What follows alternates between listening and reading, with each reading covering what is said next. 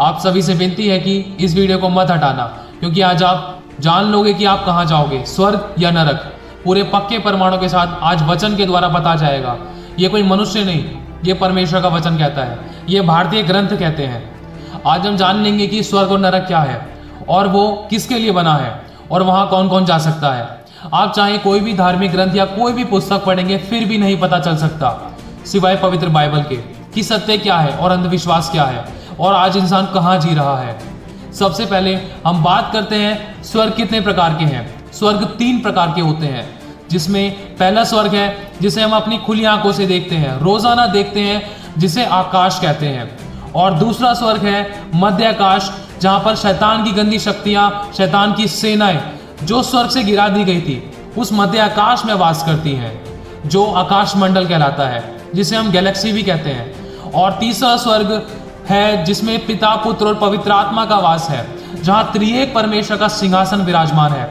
जैसा कि वचन कहता है, प्रभु परमेश्वर जो है और जो था और जो आने वाला है, जो सर्वशक्तिमान है, यह कहता है कि मैं ही अल्फा और मैं ही ओमेगा हूँ, मैं ही आदि और मैं ही अंत हूँ। जैसा कि गुरु ग्रंथ साहिब के 10वें गुरु ने ग्रंथ में बताया कि शब्द धरती, शब्द आकाश, शब्द हुआ प्रकाश। और यदि आपको हमारे भारतीय ग्रंथों की सत्यता और हकीकत और अंधविश्वास जानना है, तो इस वीडियो के अंत में आपको एक धर्म ग्रंथों के विषय में एक वीडियो मिल जाएगा, जिसमें आप सभी बातें ग्रंथ और उसके लिखे हुए लेख और नंबर भी जान सकते हैं। और अब हम जानेंगे कि मनुष्य का अंधविश्वास क्या है। और सब कुछ जानने के बाद भी बड़े बड़े बुद्धिमान भी कितने गहरे अंधकार में जी रहे हैं।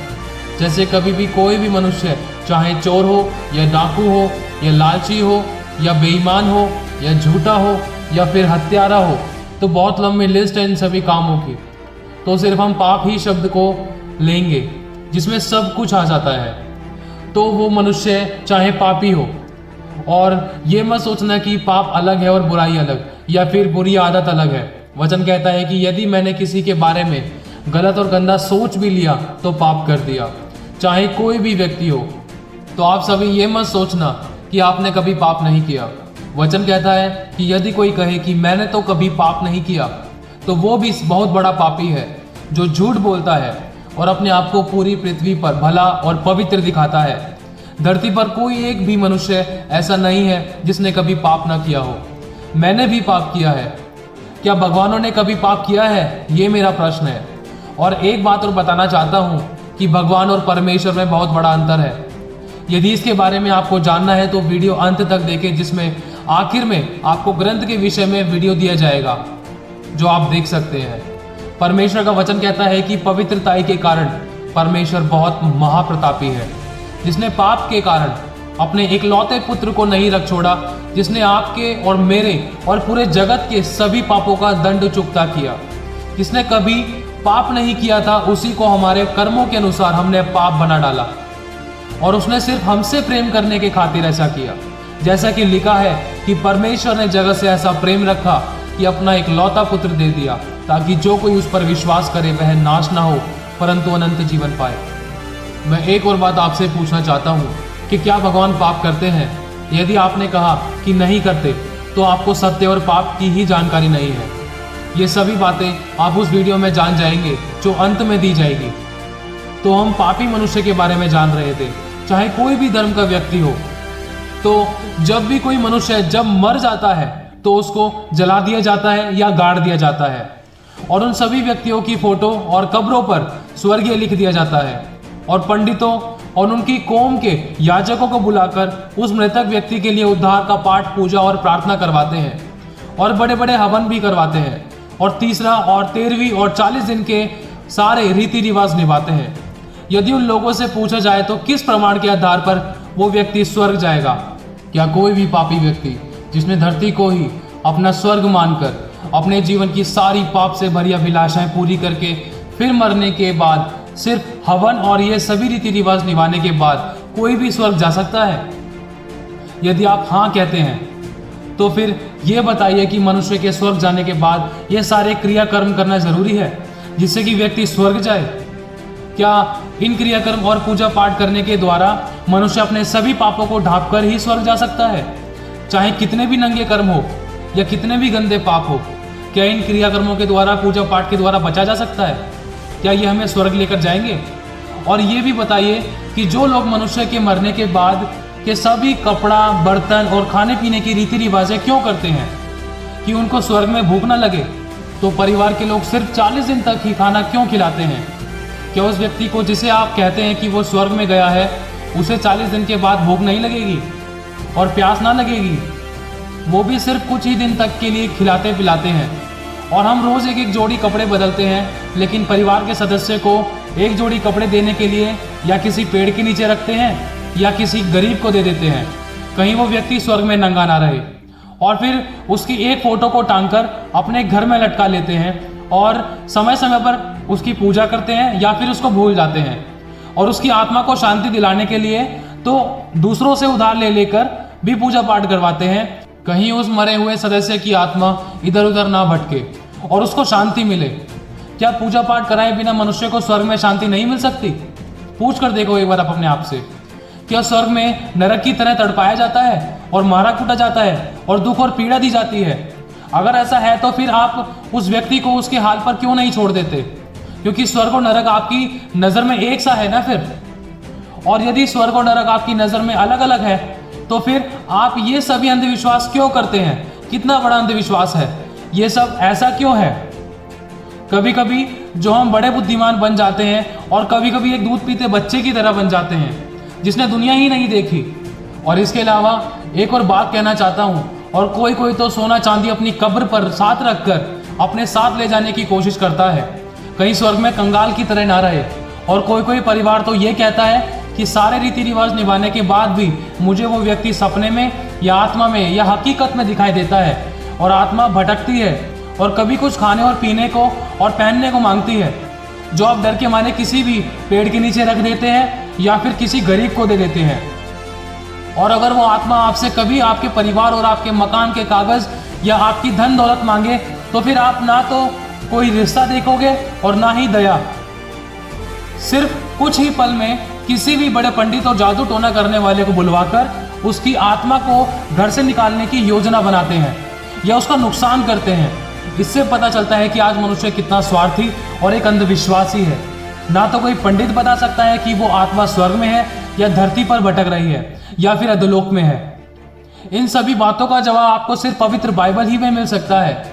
जैसा कि वचन कहता है कि मांस और लहू स्वर्ग के राज्य के वारिस ना होंगे, और वचन कहता है कि हर एक मनुष्य के साथ एक एक स्वर्गदूत रखा गया है जिसके पास एक पुस्तक रहती है जिसमें हमारे सभी अच्छे व बुरे कर्म और पूरे जीवन का लेखा जोखा है। जैसा कि वचन कहता है प्रकाशित वाक्य 20 का 11 से लेकर 12 में, फिर मैंने एक बड़ा श्वेत सिंहासन और उसको जो उस पर बैठा हुआ है देखा, जिसके सामने से पृथ्वी और आकाश भाग गए और उनके लिए जगह न मिली। फिर मैंने छोटे बड़े सब मरे हुओं को सिंहासन के सामने खड़े हुए देखा और पुस्तकें खोली गई, और फिर एक और पुस्तक खोली गई अर्थात जीवन की पुस्तक, और जैसा उन पुस्तकों में लिखा हुआ था उनके कामों के अनुसार मरे हुओं का न्याय किया गया।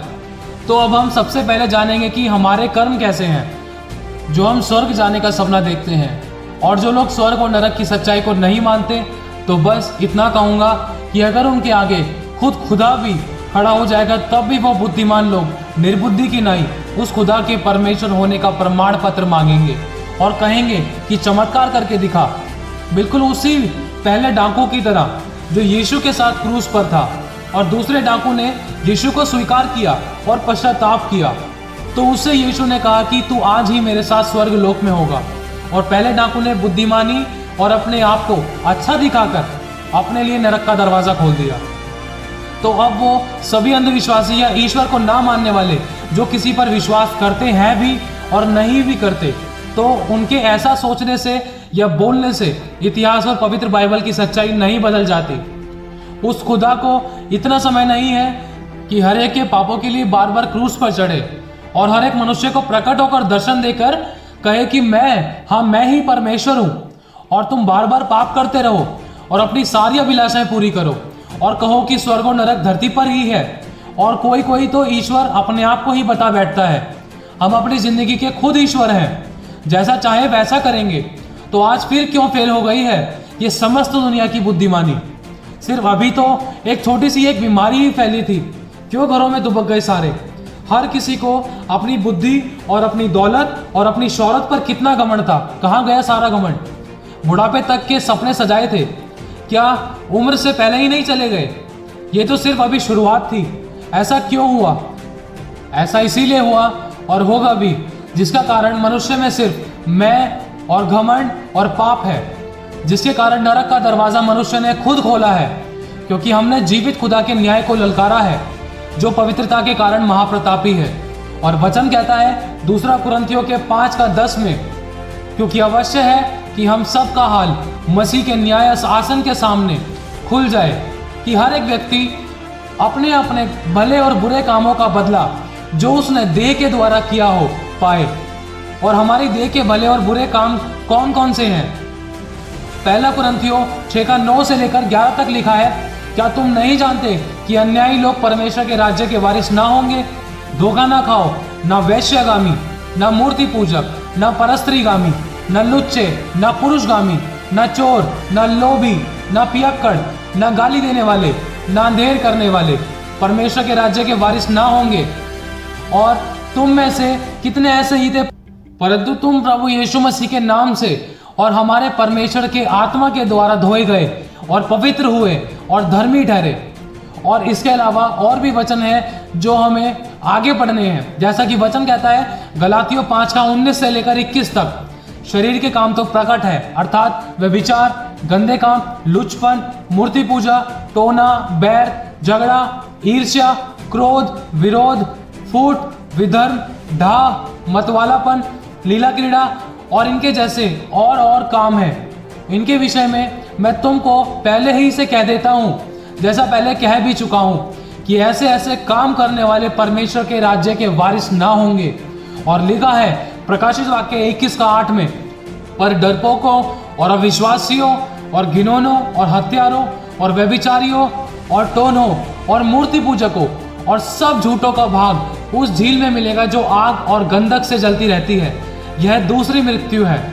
तो फिर आप इन सभी बातों को जानकर किस पक्के प्रमाण पर कह सकते हैं कि आपके अंदर ऐसा कोई भी पाप नहीं है, या इनमें से कोई भी पाप नहीं किया और आप स्वर्ग जाएंगे?